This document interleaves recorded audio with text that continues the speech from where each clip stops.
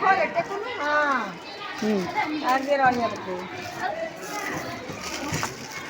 ଅଳିଆ କାହିଁକି ଆମେ ଏକାଠି ପକଉଛୁ କି ରେ କ'ଣ ପାଇଁ ପକଉଛୁ କହିଲୁ କାହିଁକି ଅଳିଆ ପକେଇବା କହିଲୁ ଛୁଆ ଇଏ ଟିକେ ଭଲ କହିବ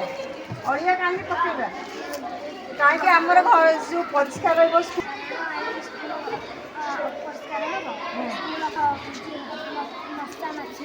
ଜୀବାଣୁ ସବୁ ତେଣୁ ଆମେ ଗୋଟେ ଜାଗାରେ ଅଳିଆ ପକେଇବା ତାକୁ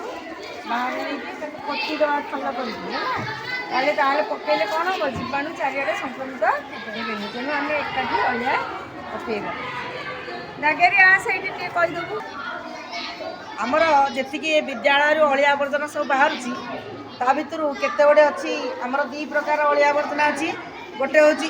ପୁନଃଚକ୍ରଣ ଯୋଗ୍ୟ ଆଉ ଗୋଟେ ପୁନଃଚକ୍ରଣ ଅଯୋଗ୍ୟ ଯେଉଁଟା ପୁନଃଚକ୍ରଣ ଅଯୋଗ୍ୟ ତାକୁ ଆମେ ମାଟିରେ ପୋତିଦେବା କିମ୍ବା ତାକୁ ଖାଲ କରିକି ପୋତିଦେବା ଆଉ ଯେଉଁଗୁଡ଼ା ପୁନଃଚକ୍ରଣ ଯୋଗ୍ୟ ତାକୁ ଆମେ ଆଉ ଯୋଗ୍ୟ ଯେଉଁଗୁଡ଼ା ସେଗୁଡ଼ା କମ୍ପାନୀକି ଯିବ କମ୍ପାନୀରୁ ଆଉ ଥରେ ପୁଣି ନୂଆ ଜିନିଷ ତିଆରି ହେଇକି ଆସିବ କିନ୍ତୁ ଯେଉଁଗୁଡ଼ା ପୁନଃଚକ୍ରଣ ଯୋଗ୍ୟ ନୁହଁ ତାକୁ ସେଗୁଡ଼ାକ ପୁଣି ଥରେ ଆମେ ମାଟିରେ ତାକୁ ପୋତିଦେବା ନଚେତ୍ ମାଟି ଉପରେ ପଡ଼ି ରହିଲେ ସେଗୁଡ଼ା ମାଟିରେ ଆଦୌ ମାଟିରେ ମିଶିବନି ଏବଂ ବିଭିନ୍ନ ପ୍ରକାର ଆବର୍ଜନା ସୃଷ୍ଟି ହେବ।